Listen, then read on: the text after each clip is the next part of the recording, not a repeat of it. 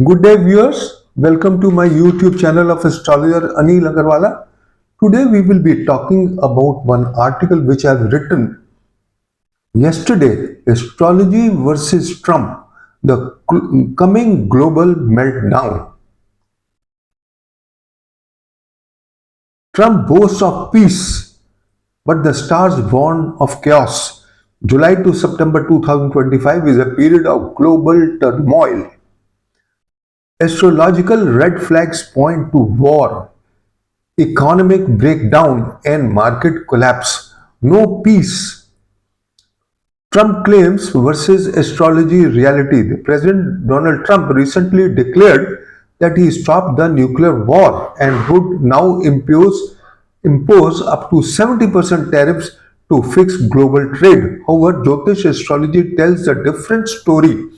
From July to September 2025, a dangerous cocktail of malefic planetary alignments point not to peace but to war escalation, economic distress, and potential stock market collapse.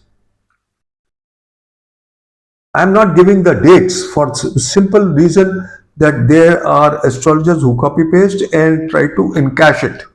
Malefic astrological configurations from July 2024 onwards. Mars activation of eclipse point 14.47 degrees in Pisces. Mars violence, aggression joins Ketu, sudden explosions, karmic disruptions in Leo is sign of leadership and warfare. The conjunction signifies internal revolts, explosions, military escalations, and accidents.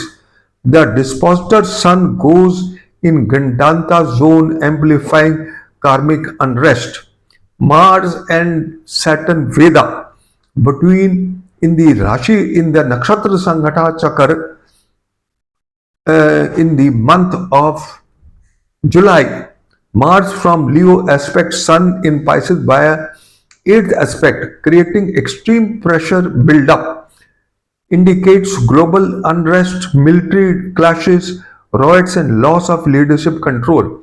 Mars and Saturn in Virgo Navamsha. The heightened catastrophe can take place after this period, like WW1, tsunami, volcanic eruptions. Nakshatra Sanghata Chakra we have already discussed, and especially the now I will talk about the malefic yogas. The first yoga is the Mars and Ketu Veda to Saturn and Saturn Veda to Mars and Ketu. It is most explosive for wars, and when wars take place, big war take place, it is understood that the economy will be adversely influenced. The oil prices will go up. Mars and Ketu in the nakshatra and Veda from Saturn. The triple Veda in the chakra brings natural calamities, geopolitical upheaval, and loss of balance in the Earth's energy field, especially dangerous for coastal nations, triggering risk of earthquakes and tsunamis, as I've already pointed out in my previous video. Saturn stationary. A stationary Saturn in water sign under malefic aspect signals catastrophic events related to water, navy, tsunamis, and trouble from water in all areas of life. Water related disasters, tsunami, floods, and breakdown in infrastructure likely. Saturn being stationary magnifies its karmic results and delays damage control.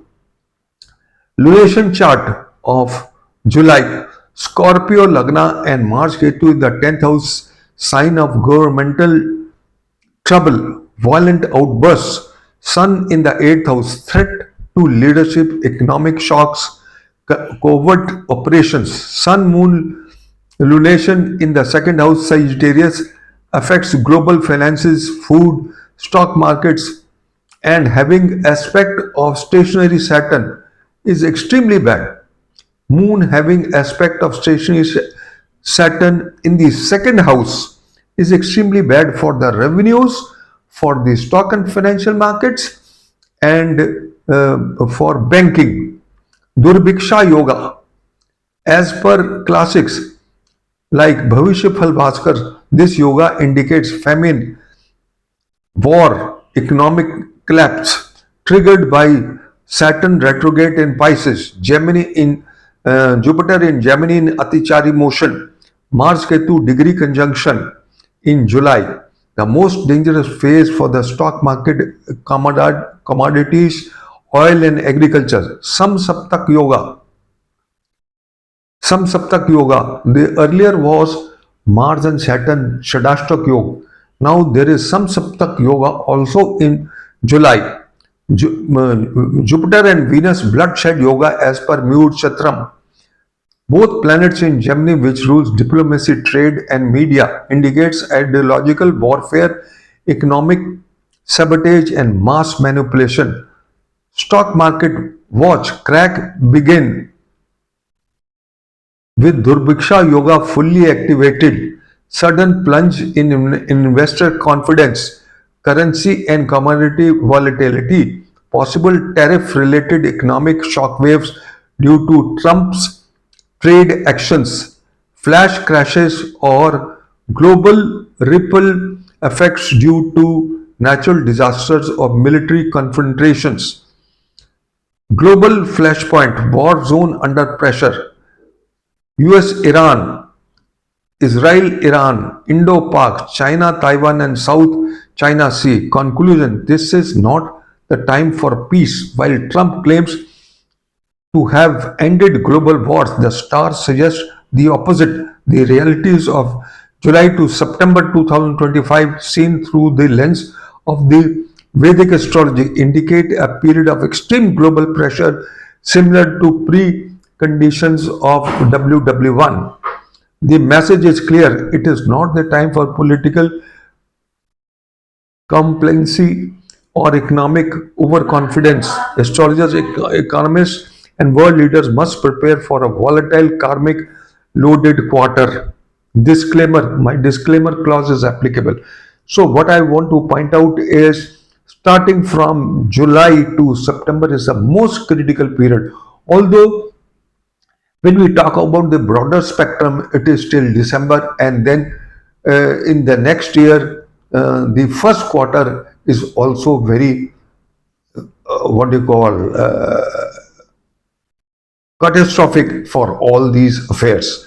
So this is all, friends, I just wanted to share. I have not shared the dates as I've already mentioned the reasons, and if anybody wants a date, he should consult me professionally and personally. Thank you. Thank you for listening to me, and have a good day. Good luck. Bye bye.